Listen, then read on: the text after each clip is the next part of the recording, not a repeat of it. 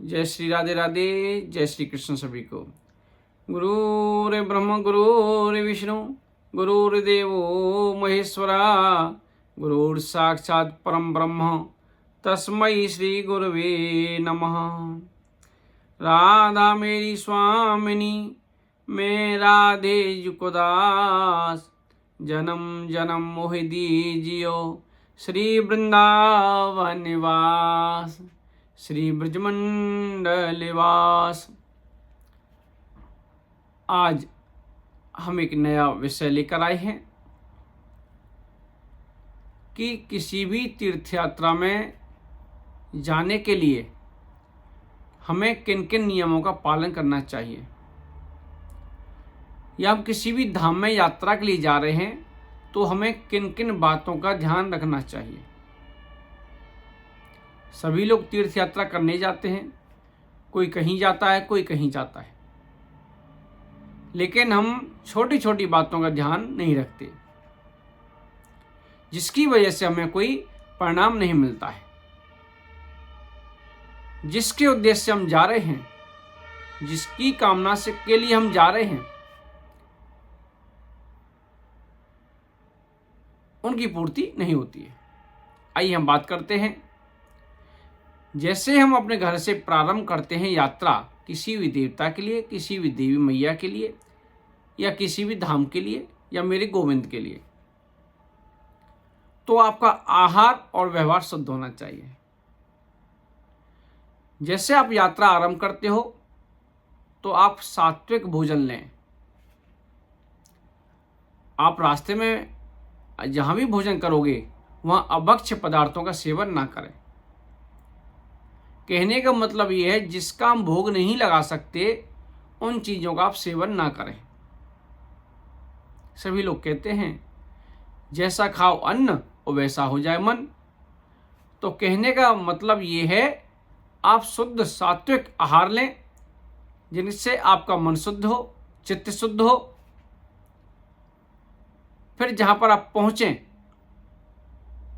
अपनी पद्धति के अनुसार उसी देवता की या उसी मैया की या मेरे गोविंद की पूजा आराधना करें। अगर रात्रि में वहां पर शयन करने की व्यवस्था हुई है या आप कहीं पर ठहरे हो तो वहां पर भजन कीर्तन करें, या किसी मंदिर में जाकर भजन कीर्तन का हिस्सा बने। आप रास्ते में जब अपने घर से यात्रा आरंभ करते हो तो कीर्तन करते जाएं, अच्छी अच्छी वार्तालाप करते जाएं, सत्संग करते जाएं। अगर उन्हीं बातों को आप घर में करते हो और उन्हीं बातों का यात्रा के लिए करते जा रहे हो तो यात्रा का क्या मतलब? यात्रा का मतलब ये होता है हम उस देवी देवता के प्रति समर्पित हो जाएं, उसके बारे में चिंतन करें। जैसे हम किसी रिश्तेदार के यहाँ जाते हैं तो हम उनके बारे में सोचते हैं कि हमको कैसे वहाँ पर जाके ट्रीट करना है या वो हमको कैसे ट्रीट करेंगे। ऐसे ही हमें किसी देवी देवता के पास जा रहे हैं तो उनके बारे में चिंतन अवश्य करें, उनके बारे में सत्संग करें। वहाँ पर रुक रहे हो तो वहाँ पर रात्रि में भजन कीर्तन जरूर करें।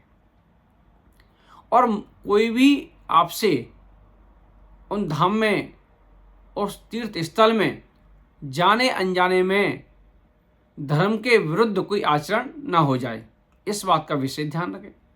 आपसे कोई पाप ना बन जाए,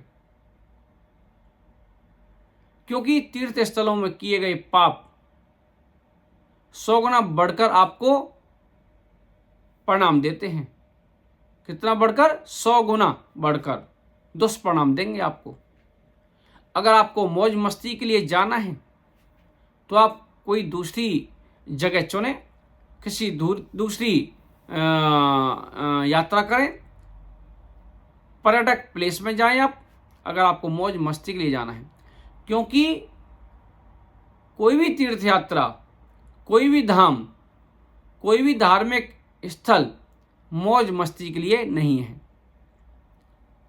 हम लोग गलती यहीं पर कर रहे हैं, नाम लेते हैं यात्रा का और हम अपनी मौज मस्ती करके आते हैं, जिससे परिणाम नहीं मिल पाता है, आपकी मनोकामना पूर्ण नहीं हो पाती हैं। उल्टे आप पाप के भागीदार बन जाओगे।